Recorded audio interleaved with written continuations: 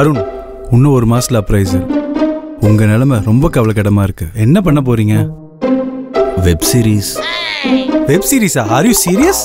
யார வச்சு? 2000 4000 6000 8000 சிம்பிளிக்கு பிள்ளையாட்டி இவனுங்கள வச்சா?